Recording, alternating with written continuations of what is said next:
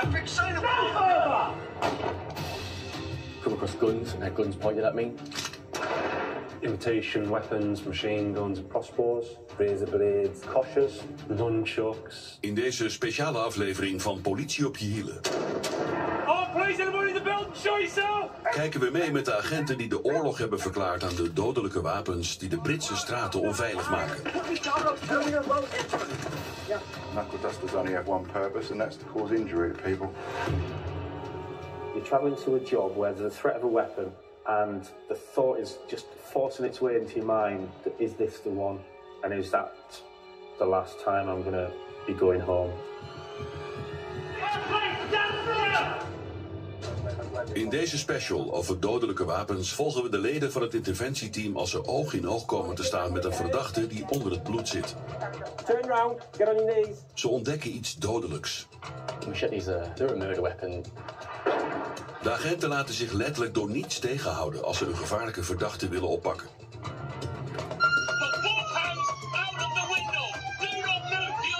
En als Jacko onderhandelt met een man die een mes vasthoudt, You've got the knife pressed against your jugular. staat er een leven op het spel.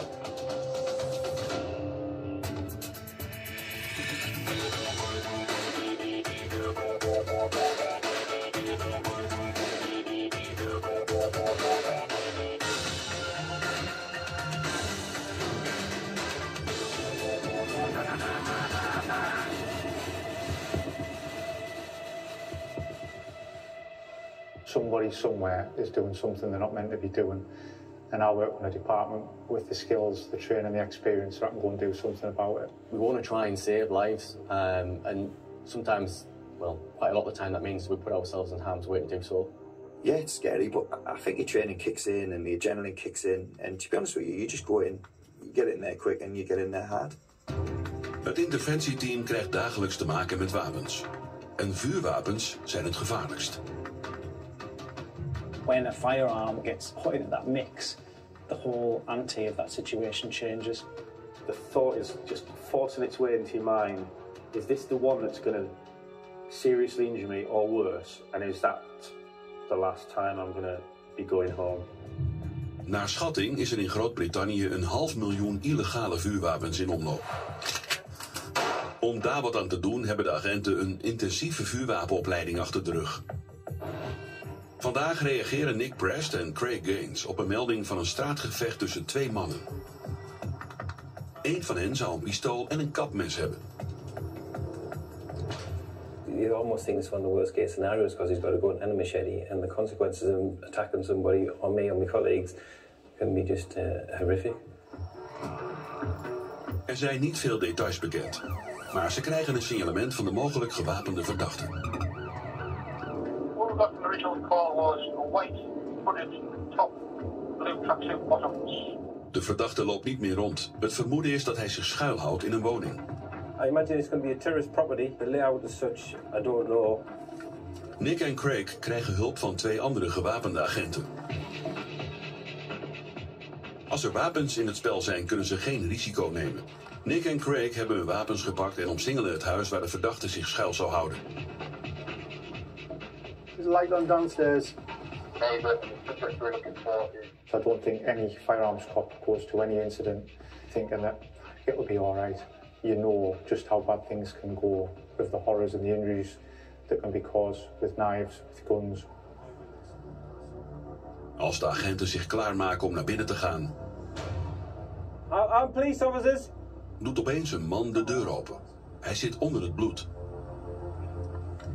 Stand still. Just stay there. Nick en Craig zijn ervan overtuigd dat dit de mogelijk gewapende verdachte is. You got any weapons on you? Nothing at all? Walk towards me. Slowly, get your hands on your head. Turn round, get on your knees. Er is niet direct een pistool of kapmes te zien. Craig weet dat de man een wapen verborgen kan houden. Dus Nick houdt zijn taser in de aanslag. When handcuff, you get this hand in the back, some on your back. At the moment, being arrested. Suspicion, being in possession of a firearm and a bladed article, namely a machete. That's at the moment suspicion of, alright? Do you understand that? Right, can we get you to your feet, mate? Good lad. Let's come around here for us. Just going to do a quick search. De verdachte zit niet alleen onder het bloed, maar zijn raam is ook ingeslagen. Where's the blood from? When he's put his victim through the window. Right, okay. His clothes are covered in blood, he's got injuries to his face, his hands are covered in blood. Then we're thinking, is there somebody in the premises which he's physically harmed with the weapons that he's had, whether it be a machete or the gun? Hoewel ze geen idee hebben wie of wat er verder in huis is, maken de agenten zich klaar om naar binnen te gaan. On, police! Show yourself now! We're all police officers! Show yourself! Er komt geen antwoord en dus gaan Nick en Craig naar binnen. I go to the door. Just keep a cover on the door. Yeah. Right, that's excellent. I've got the stairs. You cover that. Right, this room's clear. It's clear. Okay, we're just going to come in there first room initially. Er is niemand binnen, maar de agenten doen een macabere ontdekking. Eliza machete. Inderdaad, zo'n kapmes van 45 centimeter is een uiterst gevaarlijk wapen. Machetes they're a murder weapon. You know, the intent to carry something like that in a public place is you're going to do some damage and the consequences can be horrific. Het bloedspoor leidt de agenten naar een tweede ontdekking, die al even verontrustend is.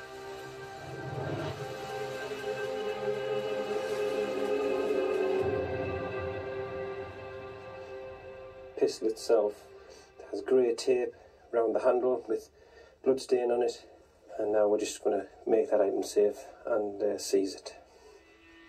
Bij nadere inspectie blijkt het bebloede pistool een realistisch ogend nepwapen te zijn. Appears to be some sort of a gas-powered ball bearing gun. I've never seen one like this before, but it's substantially made. It's not made out of plastic, it's made of metal. It's quite heavy. You can see down the barrel, there's nothing there. It looks like a real firearm. Even in the light now, it still looks like one.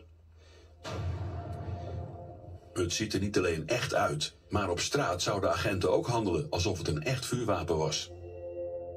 If you're seen carrying something like that and there's armed police at your house, you're likely to get shot, unfortunately. In het openbaar dragen van een nepwapen kan een celstraf van 12 maanden opleveren. Als je er een misdaad mee begaat, kun je zelfs tot levenslang krijgen.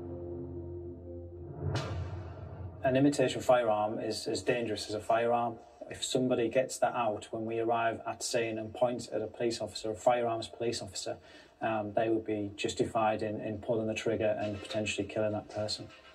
Ondanks nader onderzoek wisten de agenten de precieze toedracht niet te achterhalen. You've got some cuts, mind. Oh, just make you aware. All right. De aanklacht tegen de gewapende verdachte werd uiteindelijk ingetrokken. Het kapmes en het nepwapen werden vernietigd. En Nick wordt er weer eens aan herinnerd wat voor soort wapens er in omloop zijn. Quite alarmed that we've actually found one like this. Put down the knife. Come on, put it down. De agenten krijgen dagelijks te maken met messen. Obviously clips on, clip that onto there then, don't you? We might be just dealing with somebody on a stop search and they pull a blade out. You know that is danger. You're well in the red area. It's frightening.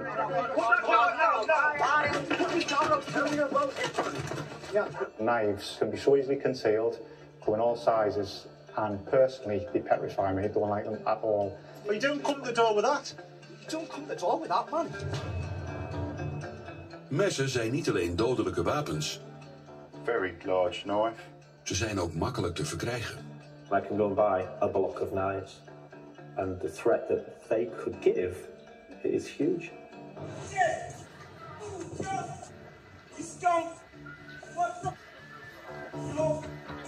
Deze man is gewapend met een groot mes en een vleesvork en jaagt het winkelend publiek in Oxfordshire de stuip op het lijf. Een paar minuten hiervoor heeft hij zomaar iemand doodgestoken. When we get that call of somebody out there with a knife or a weapon, we want to be putting ourselves between that person and members of the public, and that's to simply protect members of the public. In dit geval komt een agent die geen dienst heeft in actie. Hij heeft om versterking gevraagd en probeert op de man in te praten. I made sure you regret ever keep me away. You scum. Buiten beeld is een agent met een taser komen opdagen.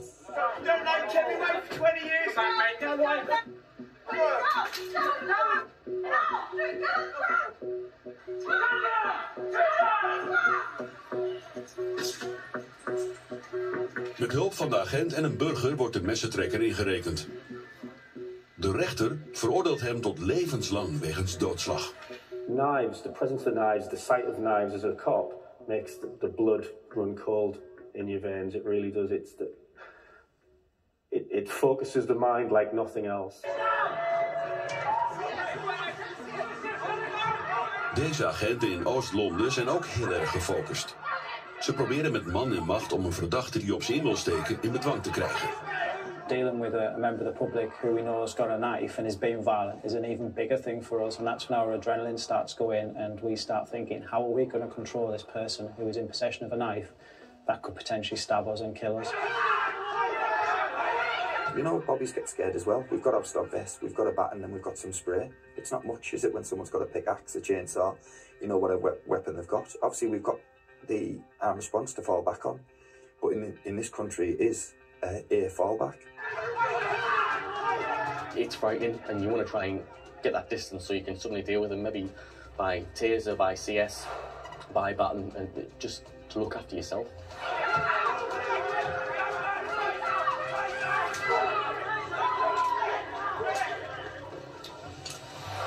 Om een eind te maken aan deze gevaarlijke situatie zetten de agenten een taser in.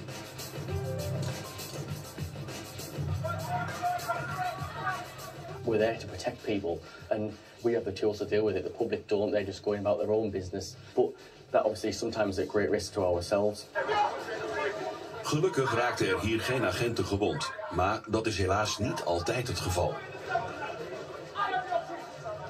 I was stabbed 6 times during the house siege, and during the time of the stabbing, I had no idea I was being stabbed. I thought I was being punched. That's an up-close and personal fight you're having with someone, and you think you're hand to hand, and it's horrible, it's sly. They've got a knife and they're just pushing it into you.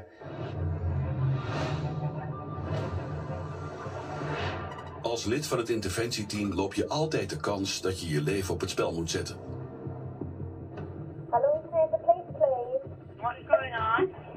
We've got a gentleman at the counter with a knife. He's threatening, and obviously we've got members of the public sat in the waiting area. Een man met een mes heeft de receptioniste van een medisch centrum in Darlington bedreigd. We are responding. Hij is vertrokken en loopt nu ergens rond in het centrum. De tijd dringt. It's right here, it's just a shot right here. De agenten naderen de plaats waar de man het laatst werd gezien. En Kev zet de sirene uit. 3-6, we're on scene at Bobby. If you've got somebody on the loose and they've got access to potential victim after victim after victim, then yeah, that is a worst case scenario. Er komt een tweede melding binnen. Een advocaat vertelt dat een man met een mes zijn kantoor is binnengestapt en een afspraak eist. Kev en Gibba zijn binnen een paar seconden ter plaatse. Een moedige werknemer heeft de man naar een kamer boven gebracht, zodat de receptioniste de politie kon bellen. Gibba en Kev gaan op de verdachte af met een taser in de aanslag. Keep your hands out where I can see them, alright? We've got a taser. Just keep your hands out where I can see them. Alright? Just keep them there. Hij verbergt het mes onder zijn handen. Als Kev zijn pols vastpakt, veegt Gibba het mes van tafel. Come on, mate, we'll get you outside and get you searched. Een levensgevaarlijke situatie loopt goed af. When I went into that room, I looked into this guy's eyes in a split second and just knew that he was going to potentially do something or reach for something under his hand. Then we discovered the knife. So thankfully, my instincts were telling me to get hold of his hands, and those instincts were right. Yes, he described it as a little knife, but this will kill somebody.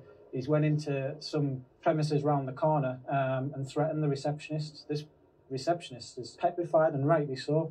I'm just thankful that we've managed to get our hands on him as we did, and have got it taken off him and got him off the streets. De man bekende schuld aan het dragen van een mes in een openbare ruimte. Hij kreeg 2 jaar cel en een boete van €115. Het mes werd in beslag genomen en vernietigd. De agenten weten maar al te goed dat in de verkeerde handen alles als wapen kan worden gebruikt. Ook een doodgewone auto kan veranderen in een moordmachine. For most of us, the majority of the population, a vehicle is a mode of transport. It's to get us from A to B. But unfortunately, in the wrong hands, drug driver, somebody who's disqualified, hands of a violent person, the deadly pieces of kit. In Zuid-Londen loopt een verkeersruzie grandioos uit de hand.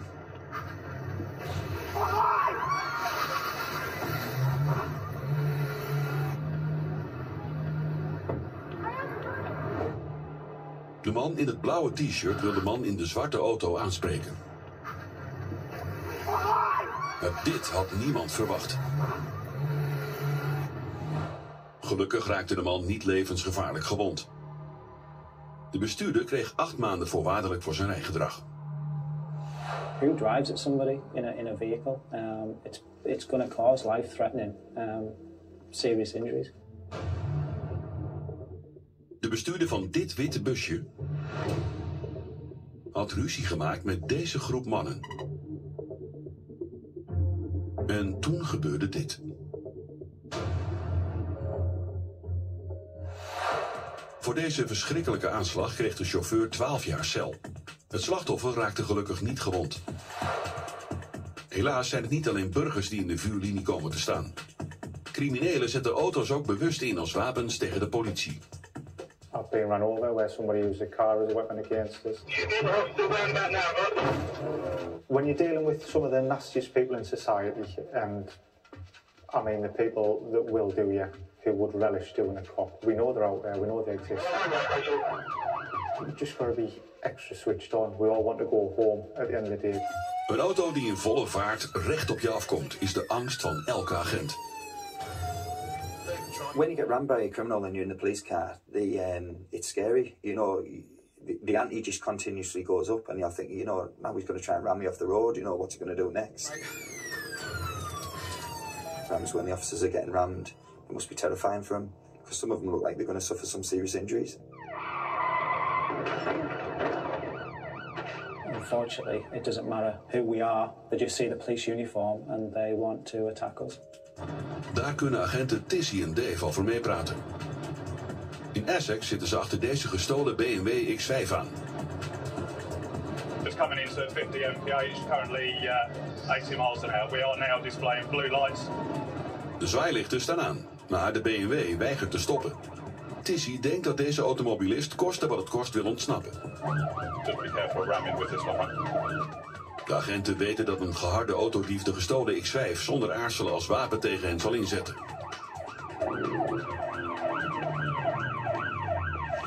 Careful, careful. Hold it there. Het is bijna niet te geloven, maar de autodief gebruikt de gestolen BMW als stormram om de politiewagen uit te schakelen. Pursuits are inherently dangerous situations. This is someone fleeing the police in a car, causing huge risk to people on the streets, themselves, and us as cops. If it gets so bad that that person then decides that they're not going to get away with plan A, evading us, so they're going to try attacking us with the car, you've got to start thinking about your own self-preservation. The vehicle's now Station Road, over. Yeah, stand by. Yeah, it's going for a reverse ram. De gestolen BMW wordt nogmaals als stormram gebruikt en deze keer slaagt hij in zijn opzet.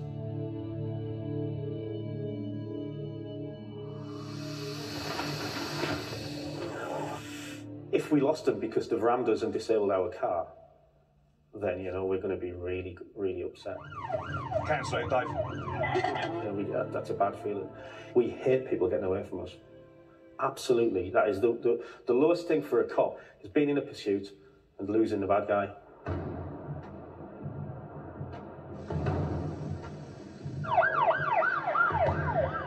Als er dodelijke wapens in het spel zijn, maakt de politie gebruik van speciale materialen en tactieken. Een van de meest effectieve is de Stinger.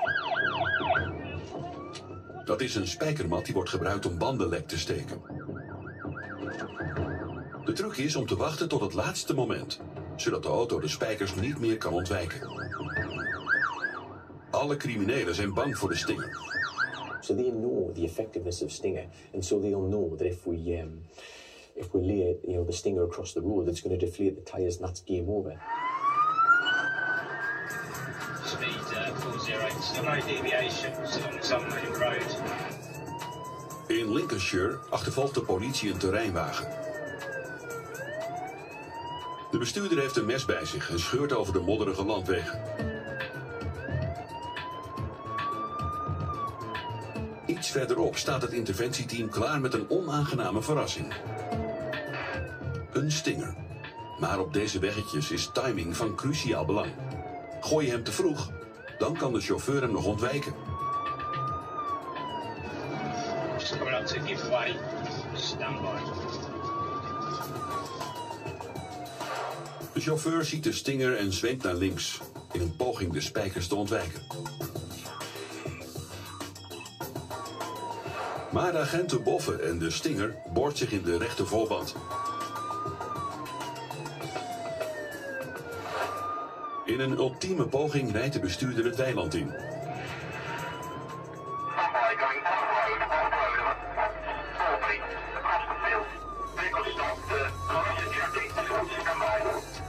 Ten einde raad gaat de gewapende man er met zijn hond te voet vandoor. Maar dankzij een razendsnelle gewapende agent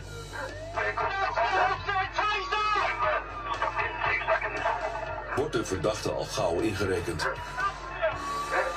The use of a stinger in the right circumstances can prevent a pursuit occurring and can evade somebody going on to cause harm to themselves or other road users should that pursuit have continued further. Een andere tactiek om vluchtende voertuigen tegen te houden is de T-back-manoeuvre. Politieauto's sluiten er bij de verdachte wagen in. Hoe agressiever de crimineel, hoe agressiever de tactiek. It's one of the more serious deployment tactics that we will use is an enforced stop. Voor de gedwongen stop moet je niet bang uitgevallen zijn. Hij lijkt op de T-back, maar in dit geval maken de agenten contact met het voertuig. Ze dwingen hem letterlijk tot stoppen. It's more than game on. It is we are coming and we're playing hardball. In Durham is brigadier Kev Salter op zoek naar een zeer gevaarlijke verdachte. De man zou een wapen tegen het hoofd van een andere man hebben gezet. De agenten denken dat hij drugs heeft gebruikt. Hij is gevlucht in een auto. You hear the words guns involved in the incident and that raises the ante. You hear the word drugs. The guy's either intoxicated or high on drugs. That doubles the ante. Kev wacht samen met 2 andere gewapende eenheden op een weg die de verdachte zou kunnen nemen. En het lijkt erop dat ze geluk hebben. Binnen enkele minuten verschijnt het verdachte voertuig en komen ze in actie. Biggest worry was that guy with a gun getting out of our sights and having access to other members of the public. In Durham achtervolgt brigadier Kev Salter een bestuurder die vermoedelijk vuurwapengevaarlijk is en ook nog eens drugs heeft gebruikt. Kev volgt op een afstand, want hij wil niet dat de verdachte in paniek raakt. Als de chauffeur de politie opmerkt, kan dat rampzalige gevolgen hebben. Daarom heeft Kev toestemming gekregen voor een gedwongen stop. The enforced stop tactic is not something that gets authorised every day. This was authorised because the intelligence that we had, it was through the roof. This guy was armed, out of control potentially with drugs. That tactic which we get trained in, which we do very few and far between, we know what to do. Maar er is één probleem. De wegen zijn te smal voor deze manoeuvre. The adrenaline's through the roof. You don't know what's coming next. It's the unpredictable. We know he's got a lot of drugs in his system. We don't know what he's going to do. De bestuurder gaat naar links en hun ergste vrees komt uit. De verdachte is geschrokken. Het is nu of nooit voor de gedwongen stop.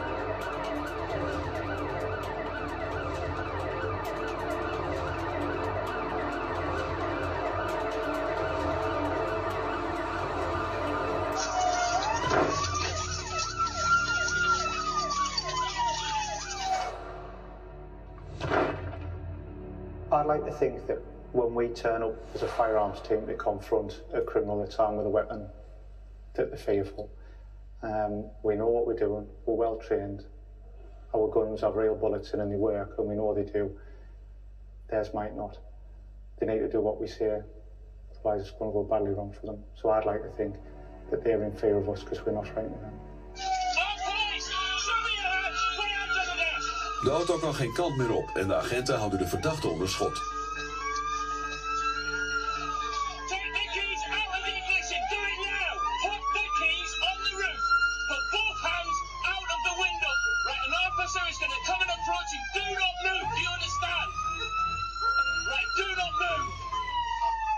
Tot ieders opluchting geeft de man zich over en wordt hij in de boeien geslagen. De doorgegeven info was juist. De man had cocaïne gebruikt en niet zo'n beetje ook.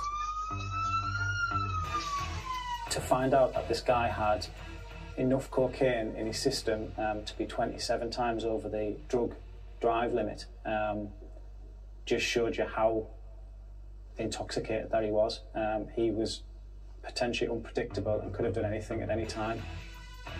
Dit realistisch uitziende nepwapen werd bij hem thuis gevonden, naast een voorraad cocaïne met een straatwaarde van ruim €12.000. Hij kreeg 3 jaar cel voor drugsbezit en rijden onder invloed. If we hadn't stopped him that night, the thoughts that would have been going through our mind, the fact that he's got that much drugs in his system, that he's potentially got possession of a handgun, that he's being violent, it would have been catastrophic. Vuurwapengeweld is aan de orde van de dag. So we check the sighting systems on them, make sure that they're in working order. Dus het interventieteam moet altijd paraat zijn.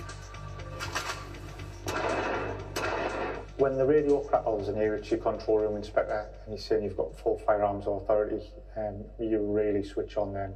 Anything else you were dealing with, it just gets dropped, irrespective of what you're doing. If you get a firearms job, you drop it and you put your firearms head on straight away.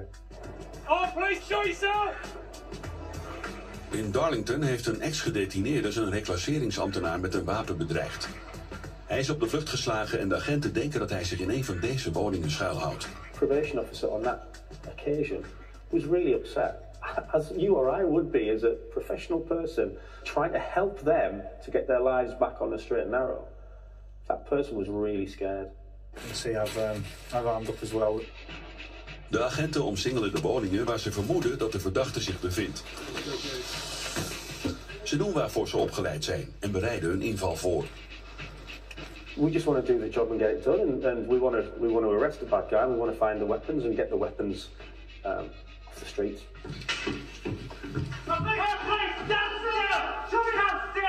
Do as we say, you're not behind, you understand? Get your hands on your head. Get your hands on your head. Walk towards us now. Walk towards us. Face that forward. Still up and down. Just want to contact where. Get down on your knees. Get down on your knees now. So 9 times out of 10, when I get the taser out, or one of my colleagues get the taser out, and utilises the red dot on it, it prevents people from doing what they're going to do. Have you got any firearms on you? Don't like me now. Have you got any firearms on you? Right, okay.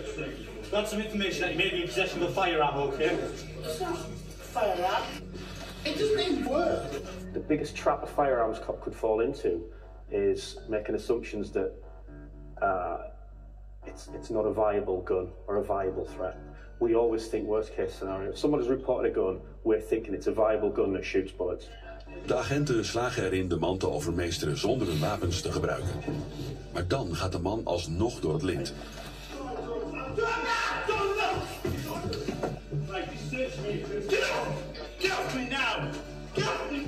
Calm down. No, I won't calm down, Wally.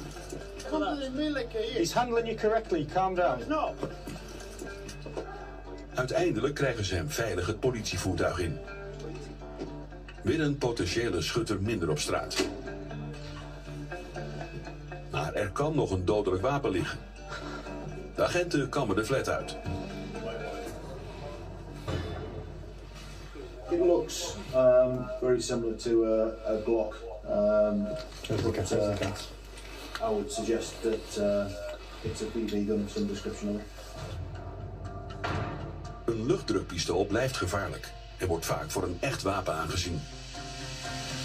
You know, these criminals who are out on the streets carrying these guns, waving them around, tucking them in their belts, you have to ask the question, why would they, A, want to put themselves in a position where we're going to be confronting them with real guns, and B, having an imitation firearm that causes somebody to fear that it's a real one is an offence in itself.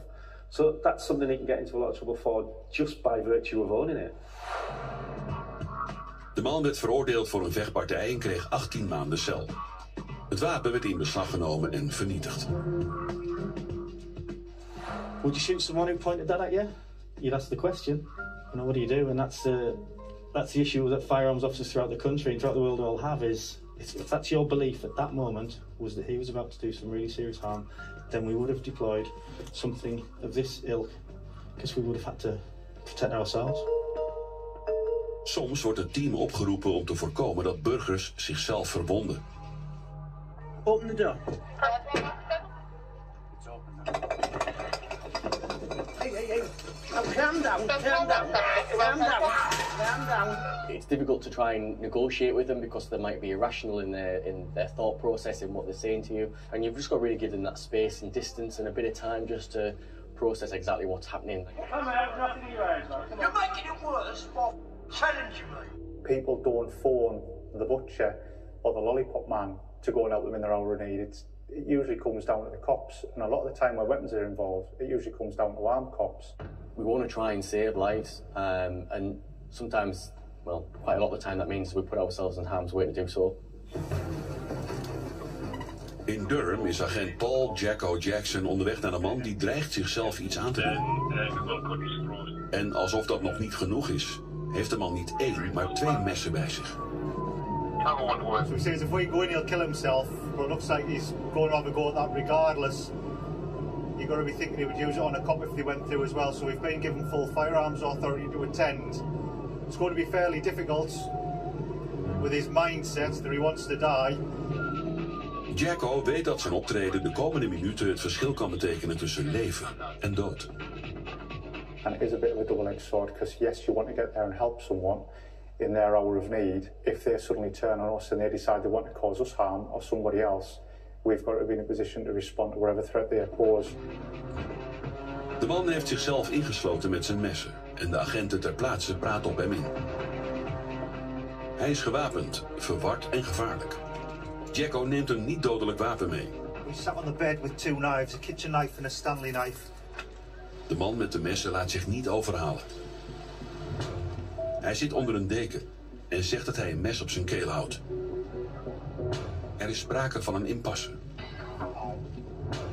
Als de agenten naar binnen komen, maakt hij ze af, zegt hij. Commandant Jacko heeft de leiding en moet lastige beslissingen nemen.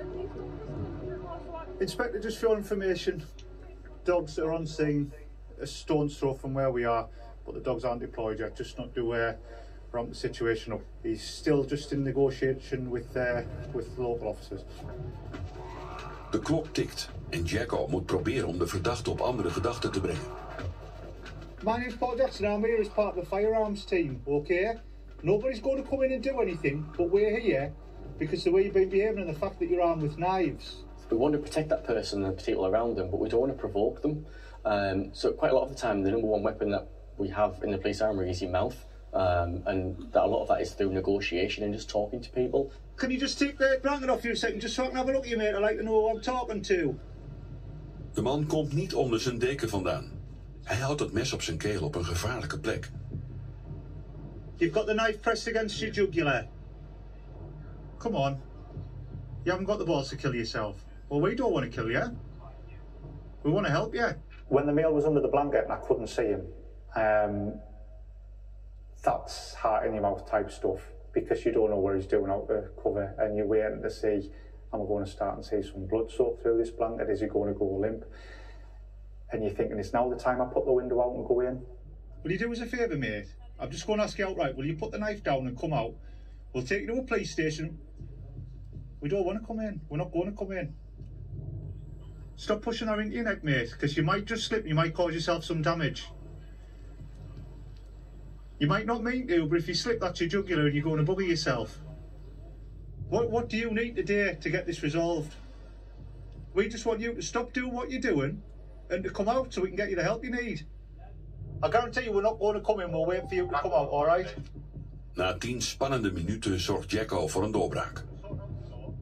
And he will surrender himself to us outside of the address without incident, he says, but he's after going to a hospital. Yeah, you start to think, we're getting this resolved, we're getting somewhere now, he's going to come out and surrender himself. But while he's out of sight, you don't know, is he secreting something in his waistband? Is he prepping himself for, right, this is it, I'm going to go out now, I'm going to have my face off with the cops. You don't know, so you can't let your guard down. Because we've seen you with knives, okay? We've got to treat you that you might still have a knife on you, and we've got to look after ourselves as well as you. We'll try and keep this as undramatic as possible. We will be pointing some weapons at you, but we're not going to fire them unless you do something daft, okay? That's just to make sure that you don't have a brain fart at the last moment and decide you're going to do something daft, alright? So you'll come out, we'll have some stuff pointed at you. We're not going to shout and scream. It'll be come out, take a step outside your door, drop your knees, we'll approach you, handcuff you and get you sorted, do you understand? Are you good to go? Okay, out you come, fella. Het laatste wat Jacko wil is dat de man in paniek raakt. You can film, but just drop back. De cameraman moet afstand houden. Iedereen staat onder hoogspanning. Right, just stay where you are. Okay, cops going to come up, approach you and handcuff you, alright? Uit voorzorg houden de agenten een taser op hem gericht. Cool as you like, dude. Go ahead. Male's detained without incident in handcuffs. Alright? Alright, fella? De man is geboeid en veilig. En de messen zijn in beslag genomen.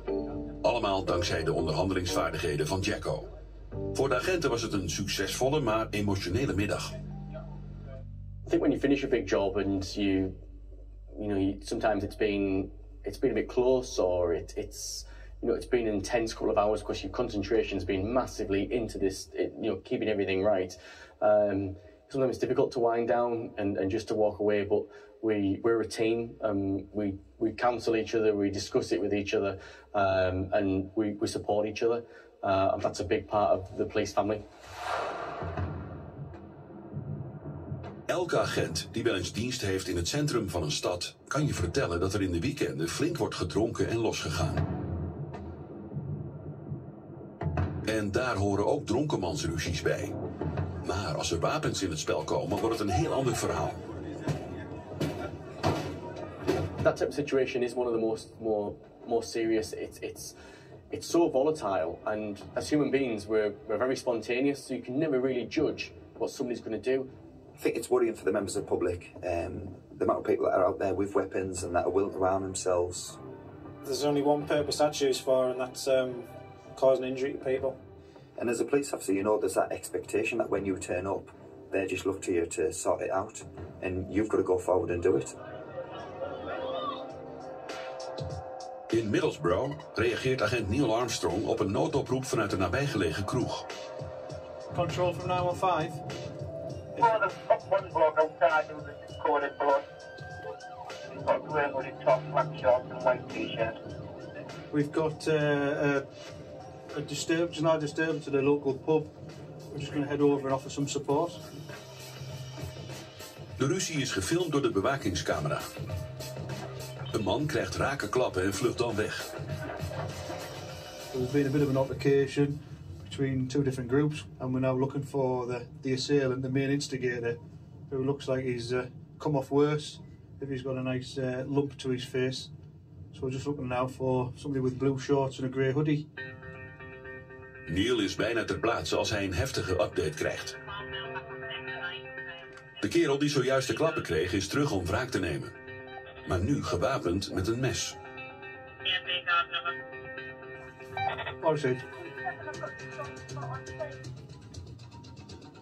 So the update there, I've just shouted the male that we're looking for has took a little bit of umbrage to his the beating he's took, and whether he's gone home, but there's a report now that he's back at the Telstar, this pub here, armed with a knife. Which way are they back? He's on the floor at the moment. The knife's been hidden and he brought back.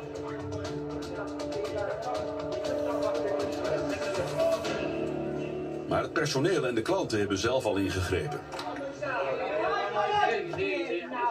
Met gevaar voor eigen leven hebben deze gelegenheidshelden de verdachte het mes weten te ontfutselen. Coming face to face with people with weapons could be quite scary in the first instance, especially if it's quite spontaneous and you're not ready for it and they catch you off the hoof. Because if they seriously want to hurt you, then they're going to go at it like hammer and tongs. Watch out the way, Flower. Watch out the way, Flower. De man heeft bloed op zijn gezicht en is ladderzat. Het had helemaal fout kunnen aflopen als hij echt een mes in handen had gehad. Hello, watch yourselves out the way. Right, let him do his job. Move out the way, let him do his job. You got enough? Move on this side. Where's the knife at? You got it. Stay there. Oi. Neil laat een politiebus komen voor de gevangenen. Yeah, I've got one male detained at the beer garden at the rear. Going to need a lock-up van.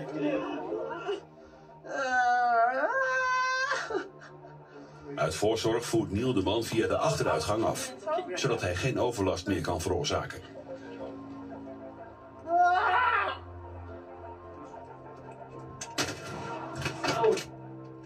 De dronken vechtersbaas kan zijn roes uitslapen in de cel, terwijl Neil gaat uitzoeken wat er nou precies aan de hand was. Oh, right, what happened there then when he's come back? He's the same guy that ran across. Yes, yes. He's come back. With a knife? Yeah, I've got the knife. I've hidden it so no one can find right. it. But I'll take you to it.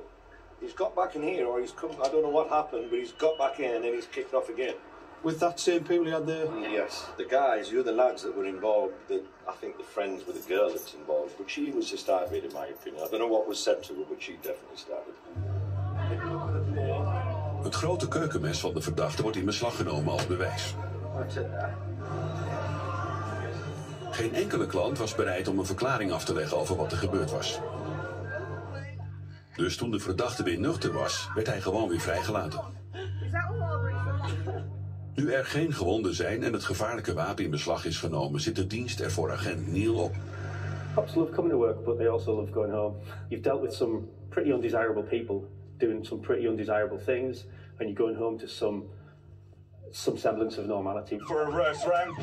Wat er ook op ze afkomt, de agenten hebben de middelen, de vaardigheden en de vastberadenheid om zelfs de zwaarste criminelen in te rekenen. Go on then! I want the car chases, I want to be catching the burglars. You want to be catching the violent criminals. I just want the excitement, really, you know. And by doing that, we're keeping people safe, aren't we? And there'll always be criminals committing crime. But there'll always be 24/7 cops